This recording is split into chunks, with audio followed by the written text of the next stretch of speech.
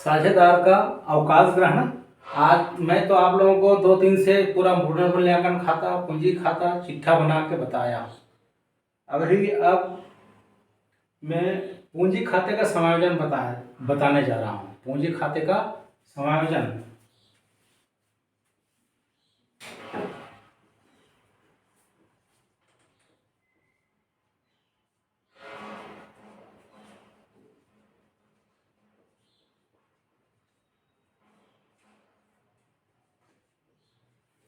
इसमें वही सब बनेगा, पुनर्मूल्यांकन खाता, पूंजी खाता बनेगा, जो भी बोलेगा, लेकिन पूंजी खाते का समायोजन रहेगा।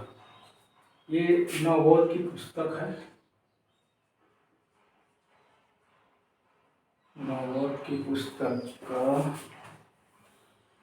क्वेश्चन नंबर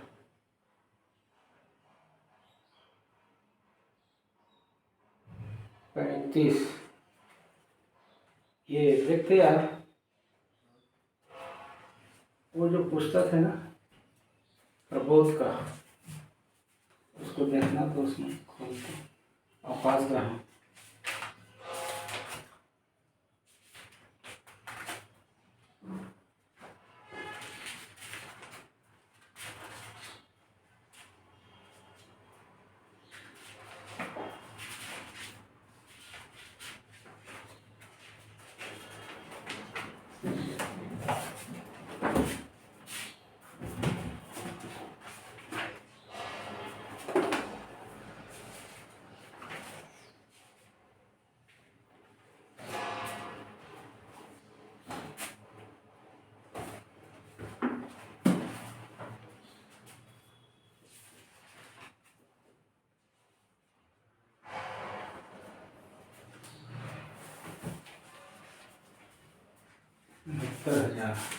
उदाहरण को देख,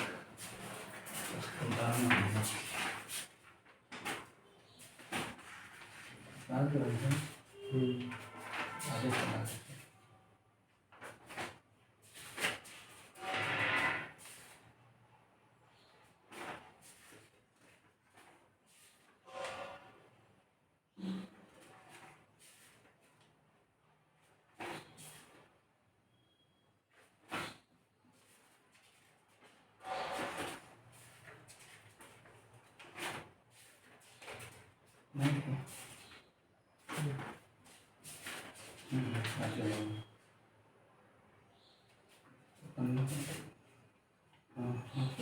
समाधान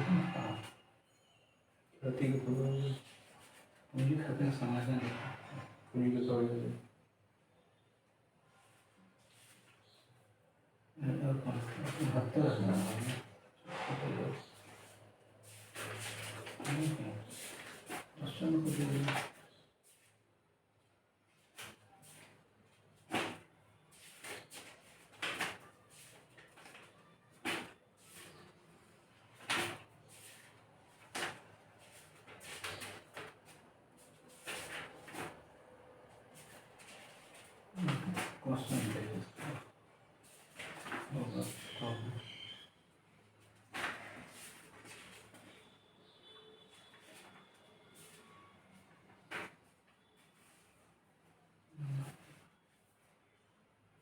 क्वेश्चन नंबर 31 नहीं 11 31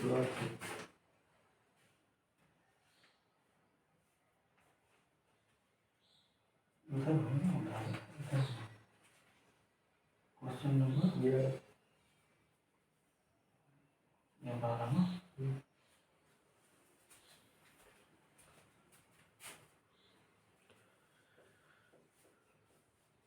प्रबोध का 11 नंबर सवाल है। ठीक है, इसमें है राजेश, प्रमोद तथा निशांत का चिट्ठा निम्न है, जो कि अपने लाभ को पूंजी के अनुपात में बांटते हैं। राजेश, प्रमोद और निशांत, राजेश, प्रमोद और निशांत पूंजी अनुपात में बांटते हैं।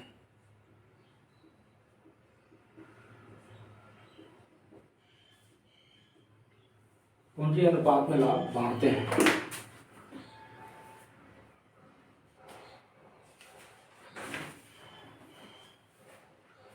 इनका चिट्ठा इस प्रकार है। दायित्व एवं देय विपत्र 6250, लेनदार 10,000, सामान्य संचय 2750, पूंजी राजेश 20,000, प्रमोद 15,000, निशान 15,000, भवन 12,000, देनदार 10,000 और प्राप्त विपत्र 7,000, स्टॉक 15,500, संयंत्र मशीन 11,500, बैंक 13,000।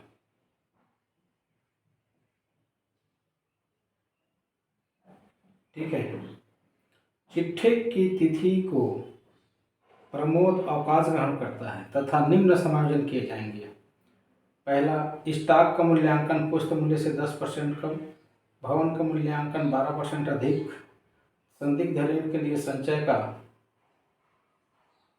5% तक प्रावधान करें, कानूनी प्रभार का संचय 265 रुपये तक बनाया जाएगा। कानूनी प्रभार का संचय 265 रुपये तक बनाया जाएगा। फर्म की ख्याति का मूल्यांकन 10,000 होगा। नई फर्म की पूंजी 30,000 होगी। विद्यमान साझेदार निर्णय लेते हैं कि उनकी पूंजी नए लाभ विभाजन अनुपात 3:2 के अनुसार होगी। प्रमोद के पूंजी खाते को ऋण खाते में हस्तांतरित करने के पश्चात पुनर्गठित फर्म का चिट्ठा बनाइए, आवश्यक जर्नल लिखे कीजिए। ठीक है। तो पहले पुनर्मूल्यांकन खाता बनाएंगे।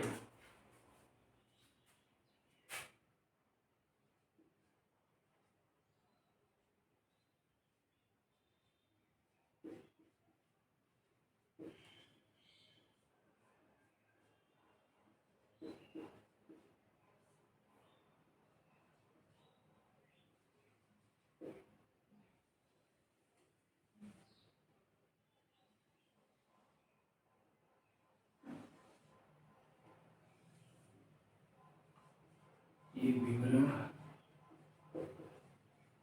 राशि विवरण राशि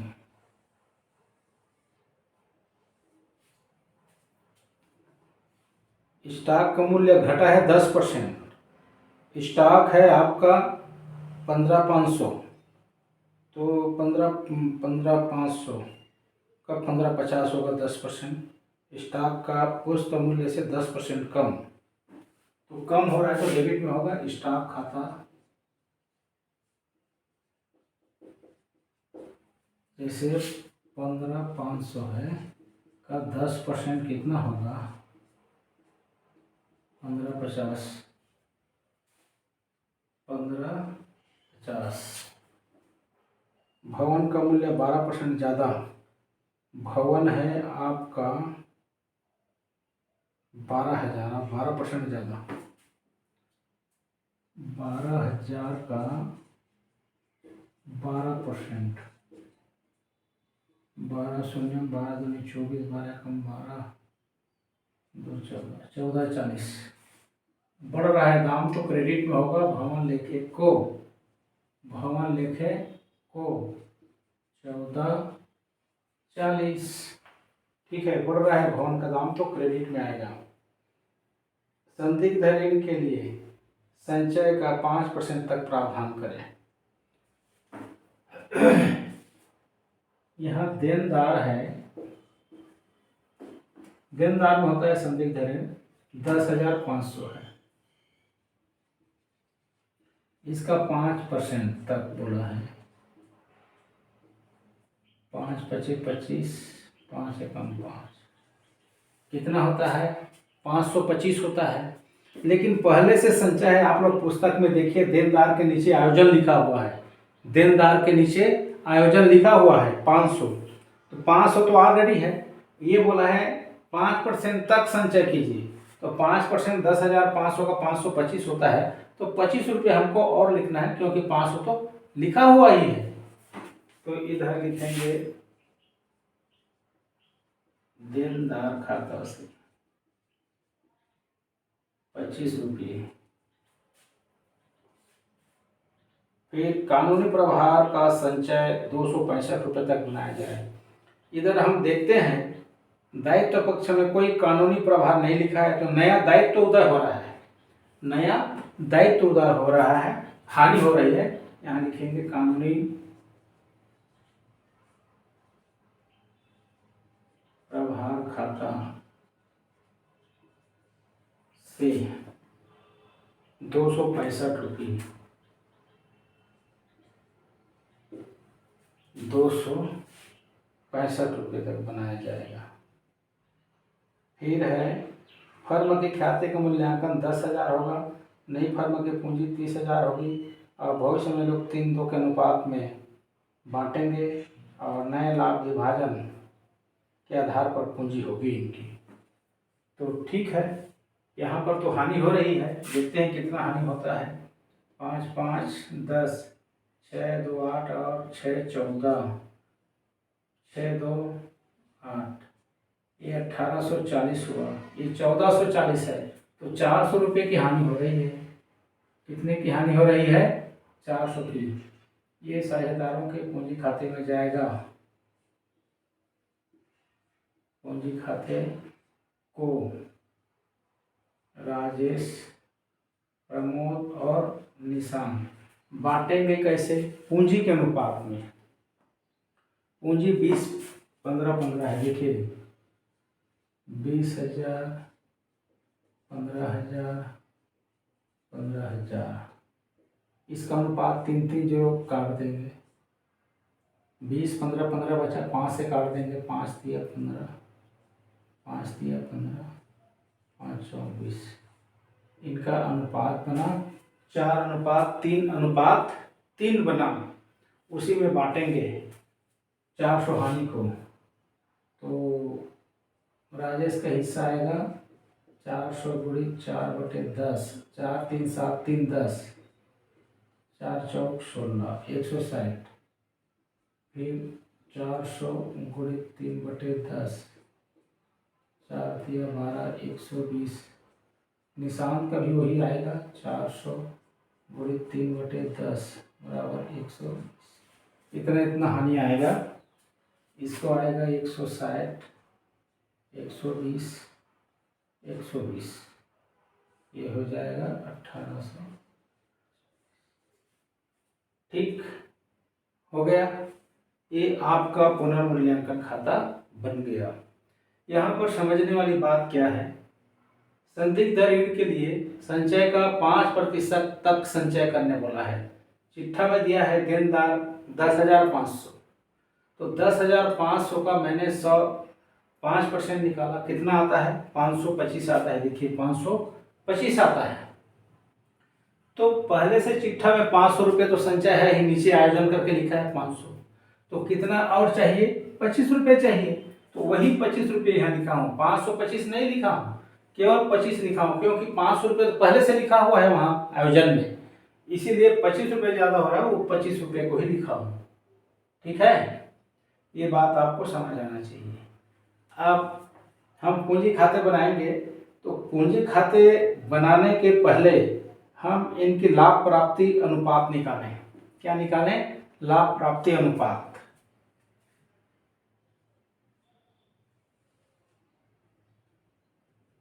लाभ प्राप्ति अनुपात बराबर नया अनुपात माइनस पुराना अनुपात।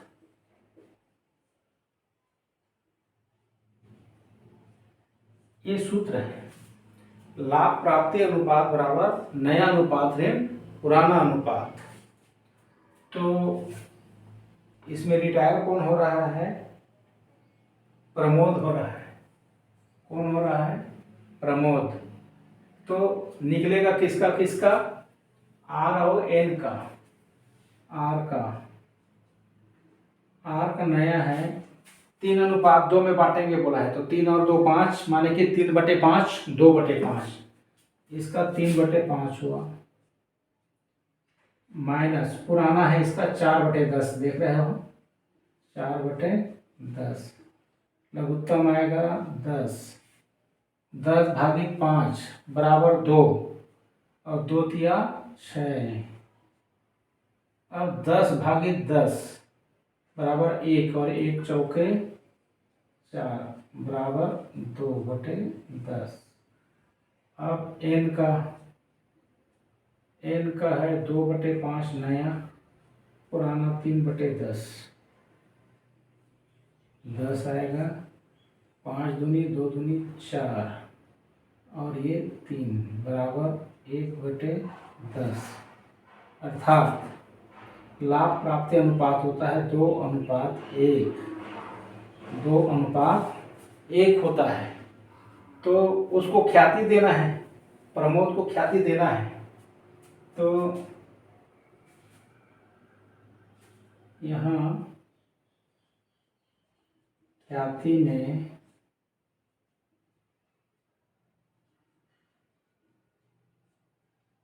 प्रमोद का भाग, ख्याति में प्रमोद का भाग निकालना पड़ेगा, क्योंकि प्रमोद को उसकी हिस्से की ख्याति देनी होगी, जिसे आर और एन पूरा करेंगे। फर्म की ख्याति 10,000 रुपये आंका गया है। 10,000 गुणित प्रमोद का हिस्सा 3/10 है। 3/10 हुआ कितना? 3,000। 3,000 रुपये उसको ख्याति के देने पड़ेंगे, जिसे आर और एन अपने पूंजी खाते में डेबिट करेंगे। किस अनुपात में? 2:1 में, लाभ प्राप्ति अनुपात में। तो इसमें आर कितना भरपाई करेगा? 3,000 गुणा 2/3 बराबर 2,000। एन कितना भरपाई करेगा?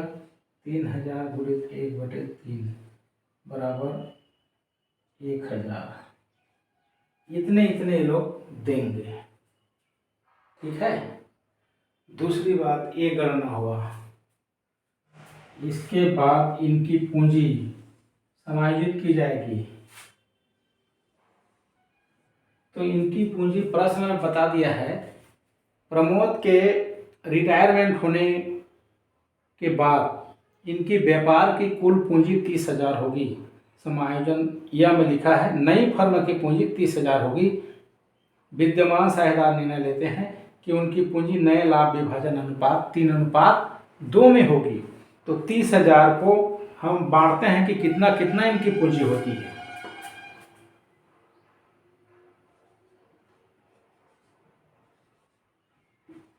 पूंजी की गणना आर का 30,000 गुणा 3/5, 5 छक्के 30 और 6 तिया 18,000 आर का होगा। एन का कितना होगा? 30,000 गुणित 2/5 बराबर 12,000। 12,000 पूंजी एन का होगा, नया पूंजी, प्रमोद के अवकाश ग्रहण करने के बाद। देखिए, क्लियर है? हाँ है।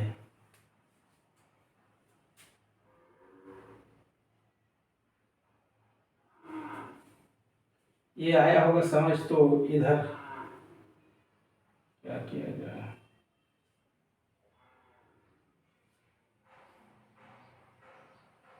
इसको मिटाने से भी तो नहीं आएगा, पूरा मिटाना पड़ेगा। समझ आ रहा होगा? ठीक है। ये आप लोग देख रहे हैं, ये गणनाएं हैं। इसको मिटाता हूं तभी पूंजी खाता बन पाएगा। ठीक है।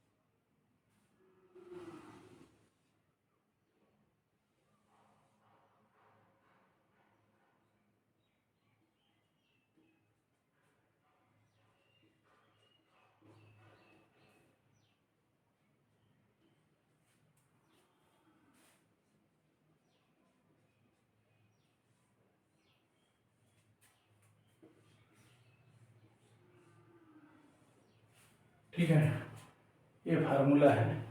अब क्रेडिट में लिखते हैं शेष लाया गया। आर का 20,000 पूंजी है पहले से, इसका 15,000 है, इसका 15,000 है। ठीक है, उसके बाद सामान्य संचय है जिसे इनके पुराने अनुपात में बांटेंगे।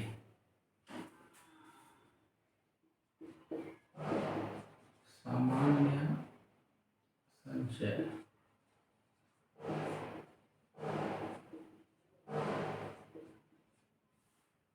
2,750 गुणित 4/10, 4×5 = 20, 4×7 = 32, और 4×2 = 8, 8×3 = 11, 350 3/10, 3×5 = 15, 3×7 = 21, 22, 3×6 = 8।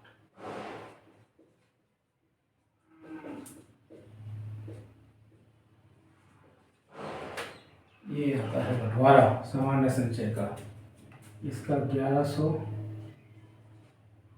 इसका 825, इसका भी 825। ठीक है, इसके बाद हानि आया है पुनर्मूल्यांकन से, तो हानि तो डेबिट में लिखे जाएंगे। पुनर्मूल्यांकन खाता से इसका हिस्सा 160, इसका 120, इसका 120।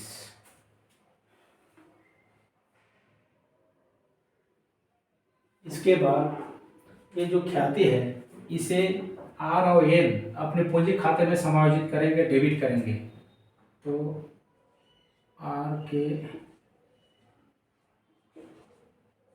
पूंजी खाते को आर देगा इसको 2,000, निकाल दिया हो ना, ख्याति का हिस्सा है 2,000। फिर एन के पूंजी खाते को ये देगा इसको 1,000। ठीक है, हुआ। इसके बाद क्या है,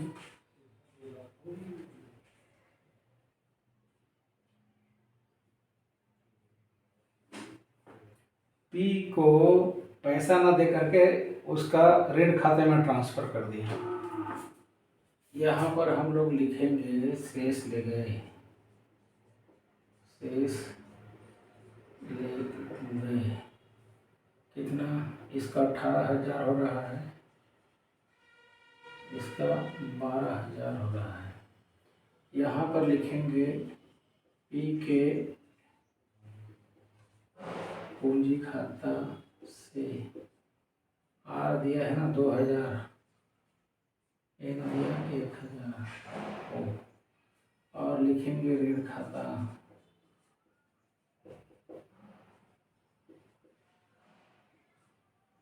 इसके हम लिखेंगे, इसका जोड़ रहे पी का 5, 2, 8, 5, 2, 7, 1,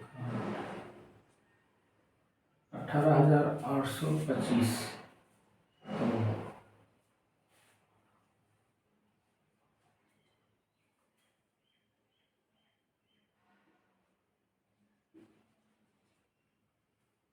18,825, 18,825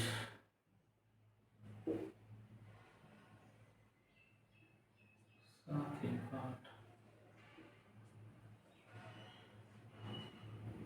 18,705 रुपये इसके ऋण खाते में जाएगा। 18,705 रुपये करेक्ट है। अब हम इन दोनों को देखते हैं, 20 1 21,000, 18 2 20, इसका देखता हूँ होता है 21,100, इसका होता है 15,825। इनको इतना इतना पूंजी रखना है, तो बाकी रोकड़ निकाल लेंगे लोग। रोकड़ खाता से 21,100, 21,100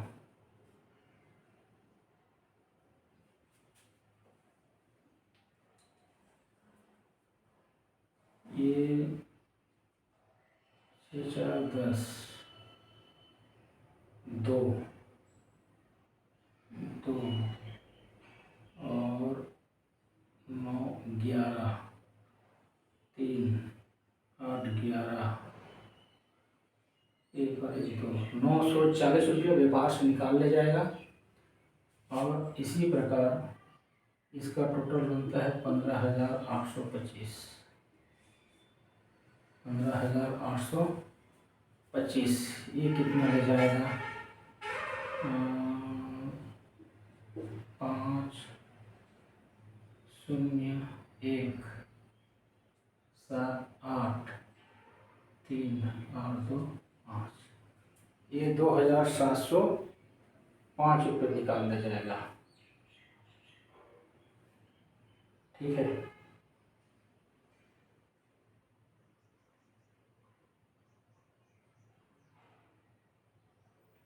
इस तरह से सवाल बनेगा।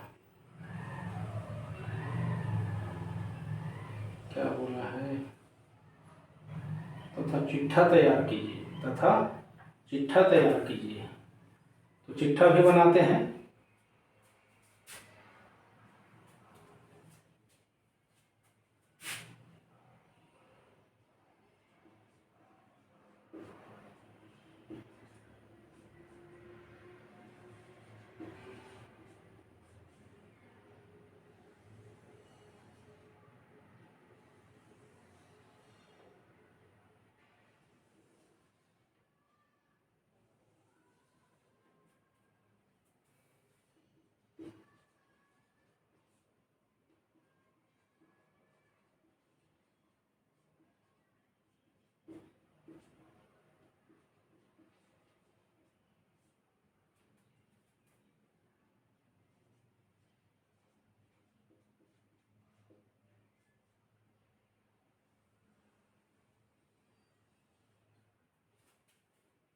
लिखेंगे पूंजी RN। R का 18,000 होगा, ठीक है। N का 12,000 होगा। ये पूंजी है, ये पूंजी 30,000 की पूंजी बताया है। और नए अनुपात में रखेंगे 3:2 में, तो 18,000 12,000 होता है वो पूंजी। और एक ऋण खाता है, ऋण खाता P का, वो है 18,705। 18,705, ठीक है। इसके बाद देय विपत्र है 6,250। देय विपत्र 6,250 का। लेनदार है 10,000।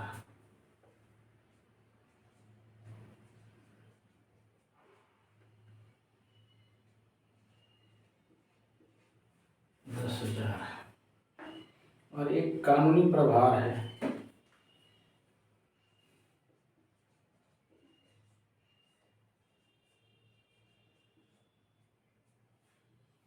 ₹265 का।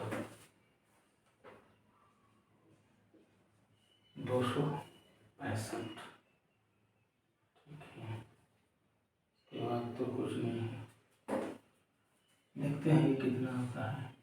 5 5 10 6 6 12 12 8 2 10 2 12 12 9 2 11 8 19 25 25 25 3 2 5 1 6 30 40 8 48 47 54 54 10 64 65,220। इधर देखते हैं।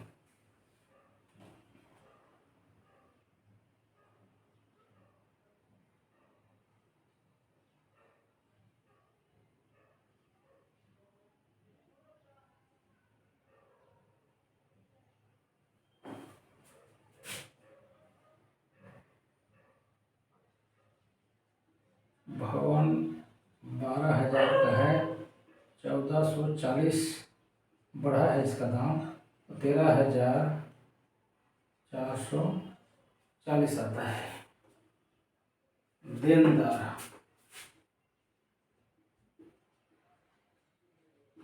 10,500 है, इसमें 525 घटेगा तो 5 और 9 में 2 गया 7, 14 में 5 गया 9 और ये 9। प्राप्य भी पत्र 7,000। प्राप्य पत्र 7,000। स्टॉक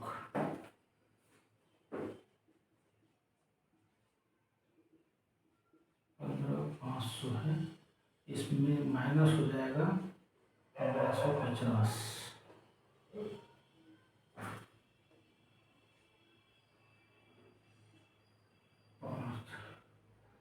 14 में 5 गया तो 9 4 में 1 गया तो 3 और ये 1। संयंत्र मशीन 11,500।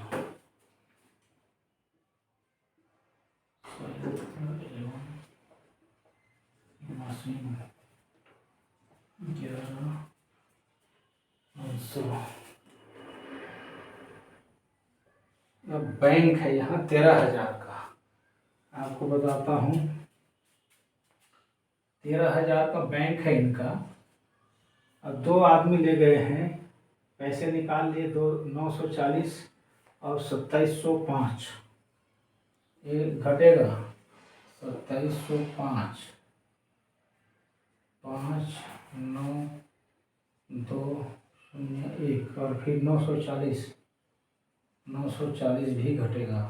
5 5 12 में 9 गया 3, 9,355 बैंक 9,355। अब देखते हैं इसको क्या होता है। 5 5 10, 5 7 12, 5 17, 5 22, 22 6 9 15, 9 24, 5 29 3 32, 32 32 32 3 3 6 6 और 9 15 7 22 22 3 25 26 26 और 9 9 6 15 26 9 35 35 3 3 6 65,220 65,220। इस बैंक की गणना वहाँ किया था, यहाँ भी बता देता हूँ। 13,000 का बैलेंस शीट में है। एक आदमी निकाला 2,705, एक आदमी निकाला 940। ये दोनों को घटाते हैं तो 9,355 आता है। तो इस तरह से बहुत ही लंबा चौड़ा सवाल है। वैसे प्रश्नों में इतना बड़ा सवाल नहीं पूछता है, लेकिन फिर भी जानकारी होना चाहिए। मैं समझता हूँ आप लोग समझ गए होंगे। 2 बार 3 बार देखिए वीडियो को, समझ आएगा। और मेरा समझाना आपको अच्छा लगता हो, पसंद लगता हो तो मेरे चैनल को सब्सक्राइब करें और ज़्यादा से ज़्यादा लाइक करें। कोई समस्या है तो कमेंट में लिखिए, क्वेश्चन नंबर लिखिए, कोई भी किताब का हो, प्रबोध का हो, नवबोध का हो, चाहे किसी का भी हो, आप लोग लिखिए, बताइए, फिर मैं बताता हूँ।